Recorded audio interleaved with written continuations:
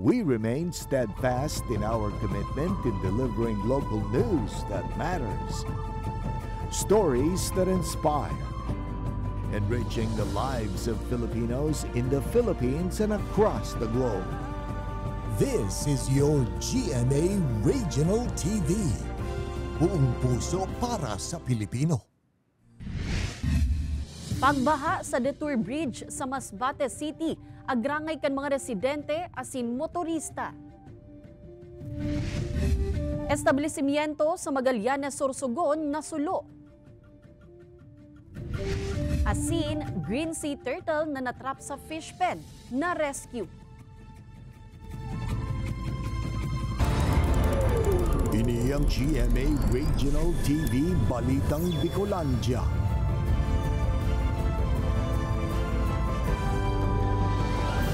Diyos marhay na hapon mga kapuso, uninaan Balitang Bicolandia. Hatod miyan pinakadarakula asin pinakabagong mga bareta sa Kabikolan.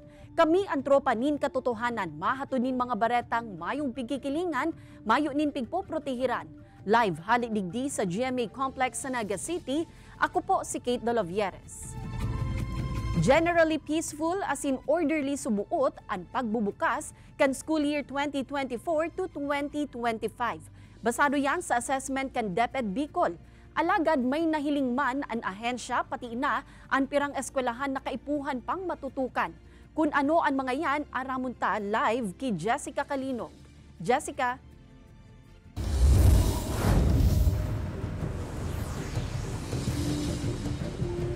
Kate, sigon sa DepEd Bicol, saro sa mga nahihiling ninda na for improvement pa, iyo ang delayed enrollment.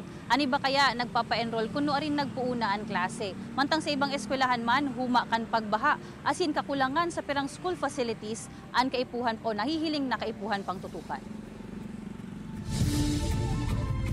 Apwera sa traffic tuyong ralaugan asin ruluwasan. Nanotaran man sa Bagumbayan Central School sa Legazpi City, an kulang na mga tukawan sa mga classroom sa pagpuon kan kralasihan. Saro kaya ini sa mga naging biliting school kan Prisaa 2024, asin durante kan aktibidad, may mga naraot daang tukawan. So hopefully, we will solve the problem because ang DepEd National Office delivered already the 720 tables and chairs for our pupils and teachers. So baka next week, ma-assemble na yon, so solve na ang problema.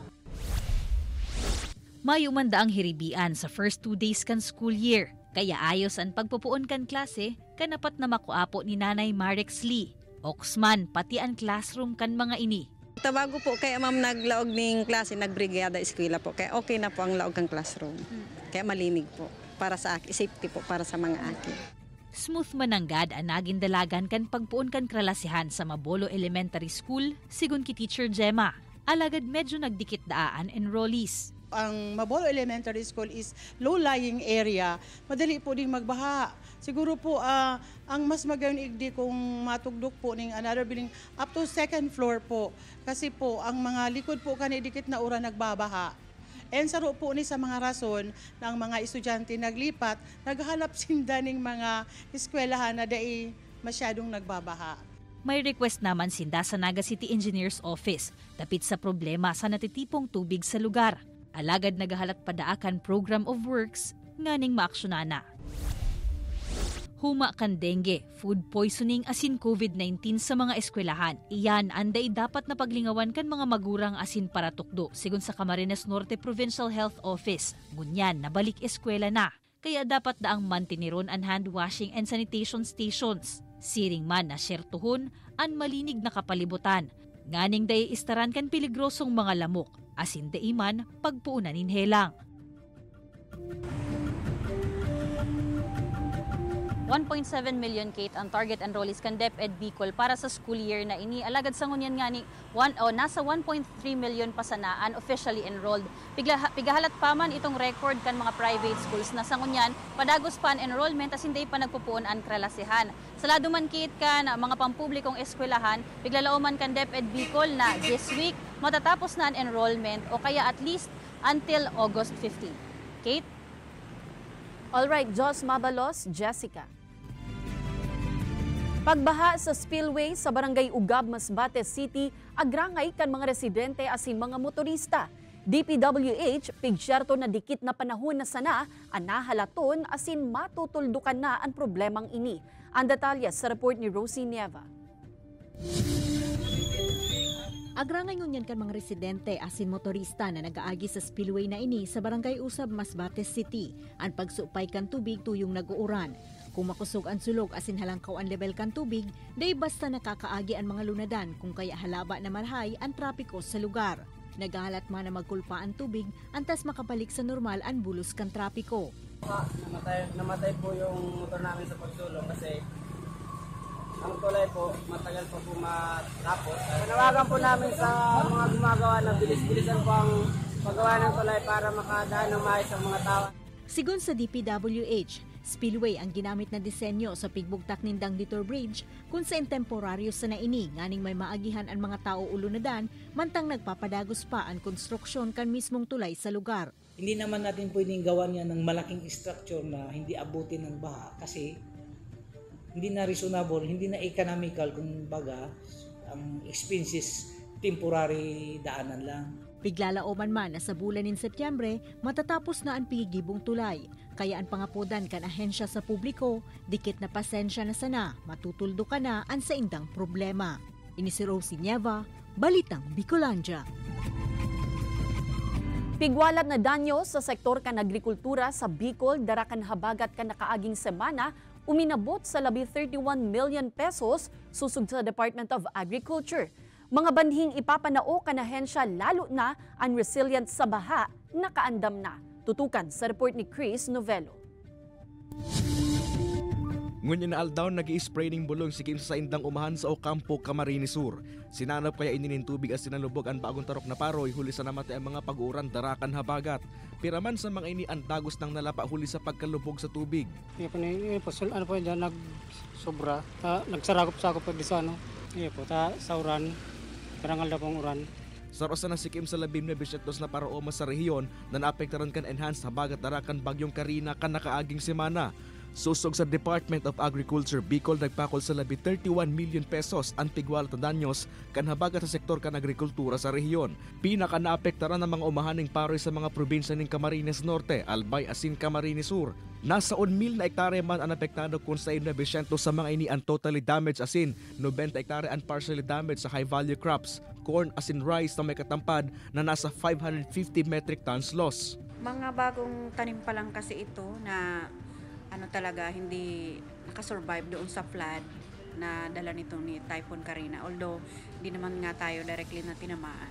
Nakaandaman subot ang ahensya sa pagtaon din mga bani urog na ang mga flood resilient na variant kan ahensya. Urog na sa mga apektadong paraoma.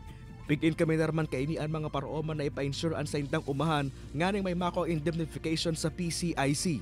Sana ay wag silang mawalan ng loob, magtanim agad. At lagi naman tayong may ready na mga pantanim and of course fertilizer and cash assistance para sa mga farmers. Kay Baran si Jovel Obiso, Chris Novello, Balitang Bicolandia. Sarong business establishment sa Magallanes, Sorsogon, Anadanyaran, makalis magbungkara sa kasulo, maagahon kasuudma. Tulos man na nagresponde ang mga otoridad, alagad marikas na naglakop ang kalayo. Kung sain inabot ni second alarm ang kasulo. Kabala sa mga nasulo ang mga paninda sa laog kan establishmento.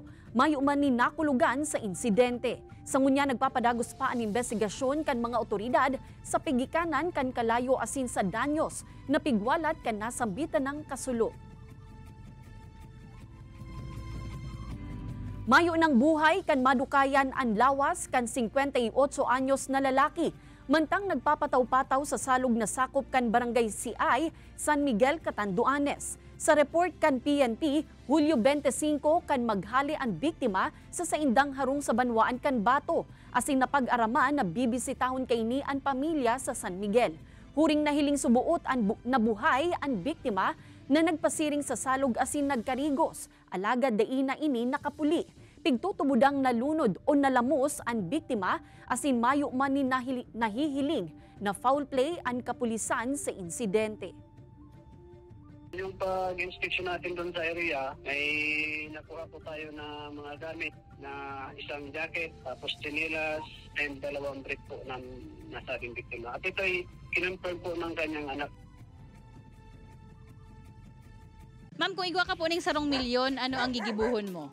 1 million. Siyempre, mabakal na akong lote na pwedeng tindagan ng harong-harong. Kasi baka kaming sa diring harong. Ay, share mo. Sana nga po. Negosyo. Ay, siyempre, inuton ko para sa pamilya. Para makatao sa mga pangaipuan. Itatao ko sa mga aki ko, tadakol akong aki. Sir, kung igwa ka ning sarong milyon, ano ang gigibuhon mo? Madulag.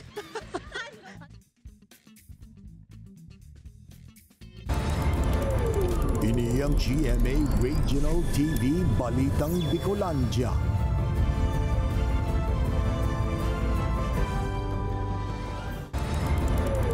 Ini ang GMA Regional TV Balitang Bicolandia.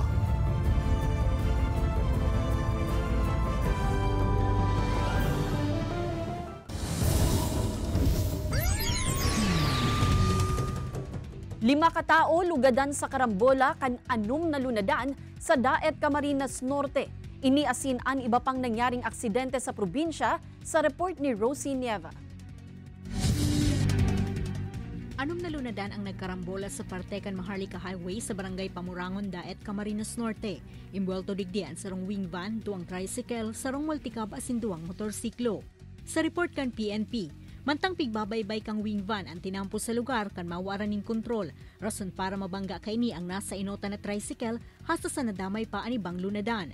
Nagsapon ni lugad sa lawas ang mga driver asin iba pang lunad kan apat na lunadan na tulos manay pigdalagan sa ospital. Mantang mayo mang nakulugan sa lunad kang wing van asin multicab. Sa Banuan kan Labo, sarong aksidente man ang nairehistro sa pagultanan kan sarong tricycle, pampaserong van asin closed van sa barangay Talubatib. Sa report kan kapulisan, pinurbarang mag-overtake kan pampasaherong van sa pigsusundang tricycle. Alagad aksidente ining nahagop. Nakalaog sa balyong linya ang tricycle rason para mabangga man kaini ang kasabatan na closed van. Nagsapunin lugad sa manlain-lain na parte kan lawas ang driver kan tricycle asin closed van. Natulos man ay dinalagan sa ospital. Maswerteng nakasalbar ang driver kan kotseng ini makalis maaksidente sa Maharlika Highway sa Barangay Talubatib, Labo. Sigun sa report, napaturugan driver mantang nagmamaneho rason para mawaranin kontrolan kotse hasta sa nagtama ang sarong rueda kaini sa concrete barrier asin dagos na buminaliktad. Nagpagirumduman ang mga otoridad na maglikay sa pagmamaneho nganing malikayan ang mga aksidente. Ini si Rosie Nieva, Balitang Bicolandia. Sospek sa pirang insidente nin basag kotse sa Naga City, arestado. Mantang rank 5 provincial most wanted person sa Cavite sa kasong murder, nadakop sa Naga City mantang nagkukuan nin police clearance. Tutukan sa report ni Jessica Calino.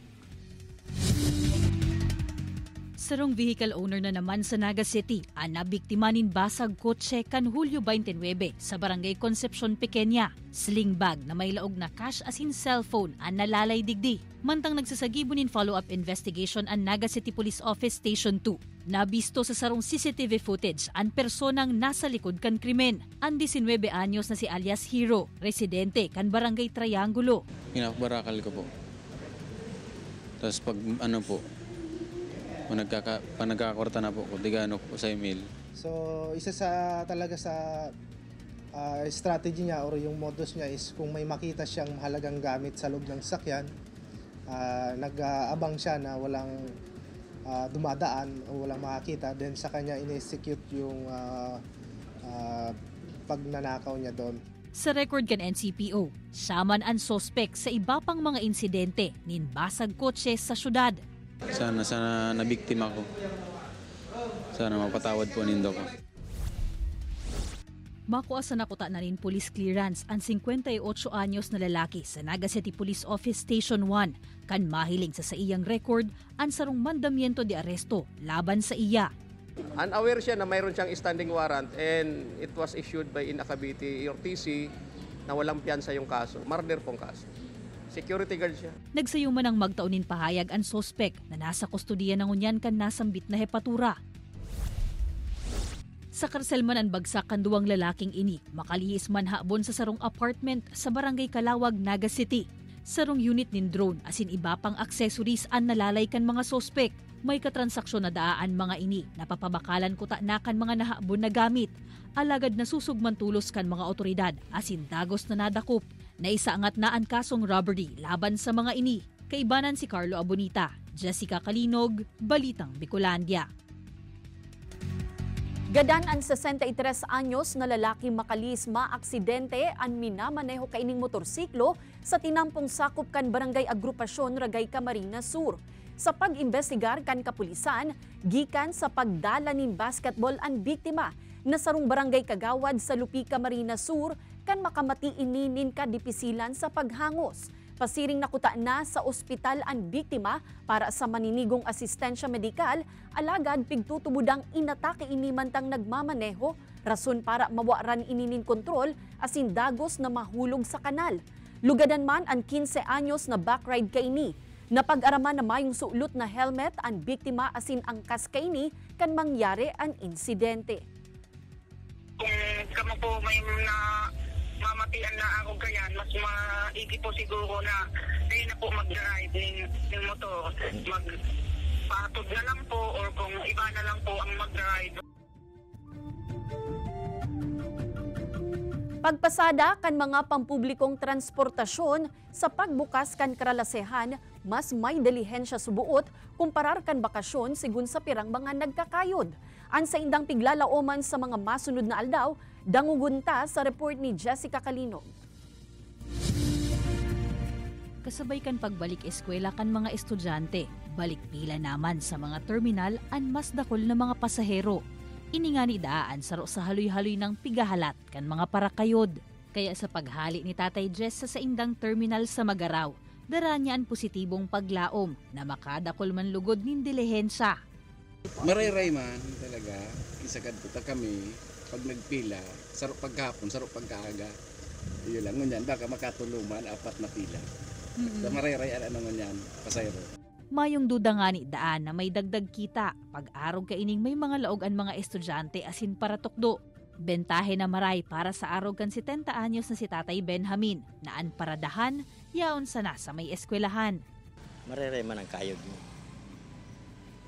Sobra man minsan kan sa sa pamilya. Bako sa naman mga nagpapasada ang nakakamati kaini, kundi magin ang mga nagtitinda harani sa eskwelahan. Maluwi ang benta pag may estudyante, pero ngunyan medyo okay na. Naglalao man sinda na magdagos-dagos man lugod ang siring na sitwasyon, nganing makabawi man sinda sa haloy-haloy man na malay-mayan kita. Kaibanan si Carlo Abonita, Jessica Kalinog, Balitang Bicolandia. Ma'am, kung igwa kang 1 million, anong gigibuhon mo duman? Ito, donate po. Saan? Sa mga nangangailangan. Ma-invest ako ng dive gears sa dive team ko. Ma'am, kapag may 1 million ka, anong gigibuhon mo duman? Ay, mapagiba kong mansyon. Papanao po. Ma'am, pag may 1 million ka, anong gigibuhon mo duman? Lubayad ko po sa tuition ko.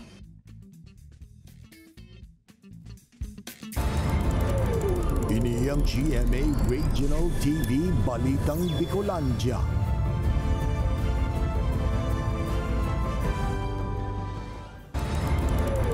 Ini ang GMA Regional TV Balitang Bicolandia.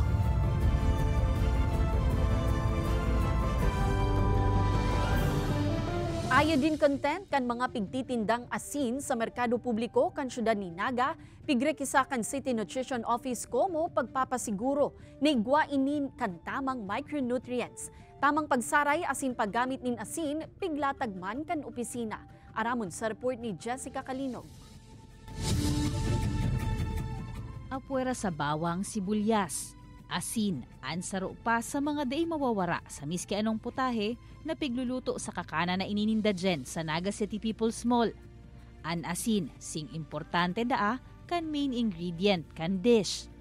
Ang asin kaya sa karinderya, siya sa nagtatauning nagbabalance kang timpla kang luto. Kaya importante talaga siya sa muya. Tapos less pa sa mga gamit kang another seasoning pag nagagamit ng asin. Mayor na panimpla sa mga pigluluto an asin, kaya kaipuhan na masyertong an nababakal sa merkado, laog sa standard asin igwanin magkakanigong iodine content. kan nakaaging semana. Nasa 50 mga tindahan sa NCPM ang pigbisita kan mga personahe kan Naga City Nutrition Office. Nganing kuananin sample kan pigtitindang rock salt asin iodized salt. Pigtest ang mga ini, nganing masiguro na nasa 20 to 40 parts per million ang iodine level. Enough, nganing maibitaran ang iodine deficiency. Ikaw po kitang effect, especially sa pregnant, pwedeng makuanan ang sarong ina. And then pwedeng magluwas ang aki niya, may diferensya. Pwedeng maluya ang sa iyang pag-iisip. Sa paggamit nin asin, ang rekomendasyon ka Nutrition Office, kung madali nang maluto ang kakanon sa katimplahan ka ini. Nganing syertong yaon pa ang micronutrients na kaipuhan kan lawas. Dapat harayo man sa lutuan, asin dain naiinitan ang pigsasarayan kan asin. Sa mga siring na paagi, mapepreserba ang sustansya na dara ka ini. Kaibanan si Carlo Abonita, Jessica Kalinog, Balitang Bicolandia. Kapabilidad kan mga DRRM personnel kan kada LGU sa partido na sukol sa Disaster Risk Reduction Management Drill. Aktibidad obhetong magkaigwanin standard action sa pagresponde sa anuman na emerhensya para sa mas pusog na disaster response kan mga LGU. Uyan report ni Chris Novello. Ini ang aktual na pagresponde kan mga personay kan Disaster Risk Reduction and Management sa subuot nag-collapse na edipisyo. Nganing ma-retrieve ang mga natrap sa loob kan edipisyo na gibo ng entrada ang mga otoridad sa pagikan paglabot sa lanob kan edipisyo gamit ang concrete and steel circular saw sa ginamitan ng barena.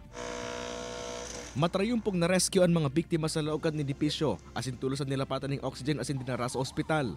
Parte sa nainikan drill sa nagpapadagos na DRRM Static Display and Responders Rescue Drills kan mga DRRM sa partido area. Inatenderan ini kan mga representante kan 10 LGU sa partido. Saro sa mga nag-obserbar sa drill ang Chief Tanod kan Barangay Taytay na si Julio Avila.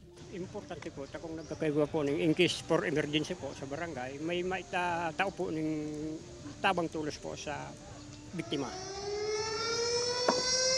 Nagsisirbis subot ining refresher course sa mga DRRM personnel nganing mas pagmapapusog ang disaster response kan mga LGU sa anuman na emerhensya. Showcasing po ini kang mga best practices in disaster preparedness kang lambang munisipyo. Saro pa po digdi pinapakusugta itong collaboration kang lambang LGU tanganing sa panahon po na nangangay po kita ning mga ayuda pagtarait tang banwan. Igo po kitang inapod na standard action. Apwera kaini nakatalaan man ay pahilingkan lambang DRRM kan mga LGU sa partido magin ng pagresponde sa vehicular accidents asin iba pang insidente.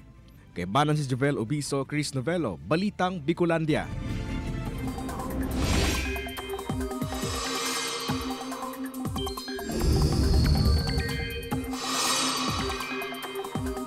Mga kapuso, mayo ng low pressure area sa Laugcan Philippine Area of Responsibility. Sigun sa pag-asa, nagluwas na ininin par kasubagong aga asin dagos nang nag-dissipate o natunaw. Sa ngunyan, mayo nang nagbubutong sa habagat, alagad mapadagos ang epekto kaini sa pirang parte kan nasyon, kasabay man kan posibilidad ni localized thunderstorms. Sa datos kan Metro Weather, may mga pag-uuran man sa iba pang parte kan nasyon, asin sa Bicol Region, partikular na sa Camarines Provinces, Albay, Sorsogon, Catanduanes, asin Masbate. Makukusog ang uran sa pirang lugar, kaya maging andam po sa posibleng pagbaha o landslide. Posible man ang uran sa iba pang parte kan nasyon. Good news mga kapuso, nagpapadagos po ang Regional Proof of Purchase promo kan GMA. Ang kapuso, kasiyahan, panalo. Para sa tsansa na manggana nin dakul na mga papremyo, pwede kamong maghulog nin entry sa GMA Regional TV stations sa Dagupan, Bicol, Cebu, asin Cagayan de Oro, asin sa pili ng mga local supermarkets o grocery sa participating locations. Magbisita sana po sa official Facebook pages kan GMA Promos, GMA Regional TV, Super Radio DCBB, asin Barangay LS para sa kumpletong listahan kan Dropbox locations. Mag-ingat sa fake news, fake Facebook accounts or scam text. Magtutok sana sa GMA o magbisita sa official Facebook page kan GMA Promos para sa complete mechanics asin announcements. Matrayumpong na-rescue kan mga parasira ang sarong juvenile green sea turtle makalihis na matrap sa sarong fish pen sa Magallanes, Sorsogon. Nasa 43 cm ang laba kaini, asin 38 cm ang lapad. Makalis masyerto kan menro na mabaskog asin nasa marhayma na kondisyon ang pawikan, tulos ining pigbuhian sa kadagatang sakop kan banwaan. Padagos man ang pangapudan kan mga otoridad sa publiko na tulos sa indang ipaaram en kasong igwang nahihiling o mahiling na pawikan o anumang klase nin wildlife species para sa maninigong disposisyon.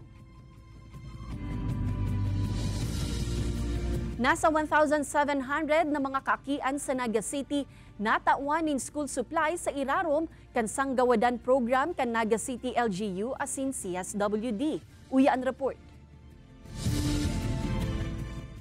Antes na magpuunan kralasihan ngunya na semana, nasa 1,700 na mga kaakian sa syudad kan Naga ang nakaresibe nin kumpletong school supplies. May bag, payong, papel asin mga ballpen. Sa mahal ngunyan kan mga barakalon, ang libreng mga gamit na ini, dakulang bagay na daa para sa pamilya ni Nanay Francia. Sa ibang bagay na lang na daay pa nababakal.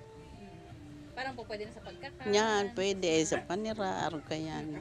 Ang aki ni Nanay Francia, saro sa nasa 1,700 na mga kaakian na benepisyaryo kan sanggawadan o sararong gawad para sa aking Nagenyo program kan Naga City LGU naan katuyuhan.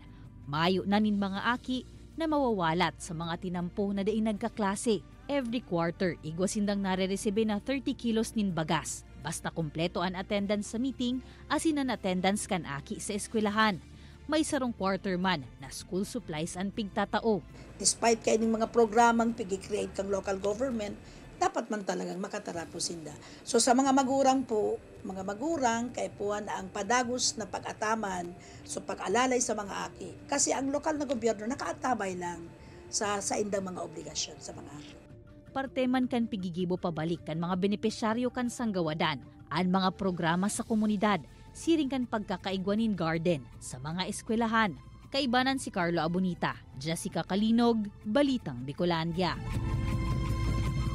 Sa ibong kan mercury-free mining campaign kan mga otoridad, aminado ang pirang minero sa Camarines Norte na dai pagiraray nalilikayan dai maggamit ni mercury sa mga operasyon kan small-scale mining. Aminado ang grupo kan mga minero sa banwaan kan Paracale na igwang maraot na epekto ang mercury sa saindang salud. Kaya kaipuhan subuot na magibo nin lakdang ang gobyerno tanganing magkaigwapa nin alternatibo na magagamit sa pagkuanin mga bulawan. Kasabay kaini, nangapudan ang grupong nagtutulod nin toxic-free environment sa gobyerno na bantayan ang iligal na paglaog kan mercury sa nasyon. Kung mayo na kayang supply ni mercury, syertong mapipiritan na subuot ang mga minero na maghanap o maggamit nin alternatibong paagi sa pagmimina. Paano naman natin maaalis yung paggamit ng asugi kung wala naman tayong ibibigay na alternatibong gawain para mawala ito? Patuloy na paggamit ng asoke, ng mercury dito sa ating bansa ay yung patuloy na illegal na pagpasok ng mercury na hindi rin na-address, unfortunately, ng ating gobyerno. Madadalan ang episode na ini asin iba pang pinakahuring lokal na bareta sa official website kan GMA Regional TV, www.gmaregionaltv.com. Pwede man kamong magbisita sa sumuyang official YouTube channel, GMA Regional TV, asin i-click ang subscribe button para sa pinakamaiinit na bareta hale sa man iba-ibang rehiyon. Mabalo sa mga kapusong Bicolanong nagantabay, magin sa mga kapuso nyato abroad. Ninhulita sa GMA Regional TV, Local News Matters. Asin yan ang pinakadakula asin mainit na bareta sa Kabicolan. Ako si Kate Dalovieres, kami ang GMA Regional TV Balitang Bicolandia, bilog na pwersa para sa mas dakulang misyon asin mas mahiwas na pagserbi sa nasyon.